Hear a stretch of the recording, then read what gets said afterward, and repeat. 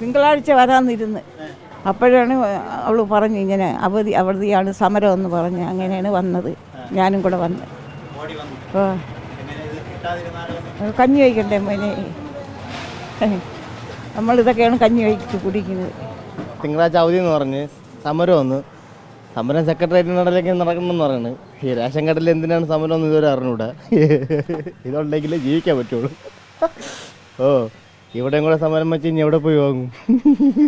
അറിഞ്ഞതെന്ന് പറഞ്ഞു കഴിഞ്ഞാൽ നമ്മൾ റേഷൻ ഇപ്പോൾ വൈകും സമരത്തിലേക്കാണ്. 10 ദിവസം കഴിഞ്ഞ് അരിക്കുട്ടിടുന്ന പാപ്പ ഒരു വിഷമത വന്നു. നമ്മളിതൊക്കെ വെച്ച് ജീവിക്കണേല്ലേ, ബുദ്ധിമുട്ട് നമുക്ക്. ഇപ്പോൾ 10 ദിവസം കഴിയണ്ടേ, അപ്പോൾ അതുകൊണ്ടാണ് ഓടിയത്. ജോലിയും കഴിഞ്ഞാണ് ഓടിയത്. ഞാൻ മാസം ലാസ്റ്റ് തന്നെ വരും. ഇന്ന് രാവിലെ വാർത്തയിൽ ഇങ്ങനെ പറഞ്ഞു തിങ്കളാഴ്ച തൊട്ട് കട അവധിയാണെന്ന്. അങ്ങനെ ജോലിക്ക് പോയിട്ടാണ് വാങ്ങിയിട്ട് പോകാമെന്ന് പറഞ്ഞിട്ട് വന്നത്. അല്ല, കിട്ടട്ടെ, വെറുതെ കളയണ എന്തിന്? നമുക്ക് കിട്ടാൻ ആനുകൂല്യം കിട്ടാനുള്ളതല്ലേ, അതുകൊണ്ട് കിട്ടേണ്ടെന്ന് കളയേണ്ടതാണ്. സൺഡേ ആണ്, അപ്പം പിന്നെ തിങ്കളാഴ്ച തൊട്ട് കടയില്ല. അപ്പം പിന്നെ വിചാരിച്ചെന്ന് വന്ന് വാങ്ങിക്കൊണ്ട് പോകാമെന്ന് വിചാരിച്ച്. വീട്ടിലമ്മ പറഞ്ഞൊരു സമരമാണ്, 2 ദിവസത്തിനകത്ത് സമരം ചെയ്യുമെന്ന്, അടച്ചിടും. അപ്പോൾ ഇന്ന് വാങ്ങിച്ചാൽ ഇന്ന് കിട്ടത്തുള്ളൂ എന്ന് പറഞ്ഞു.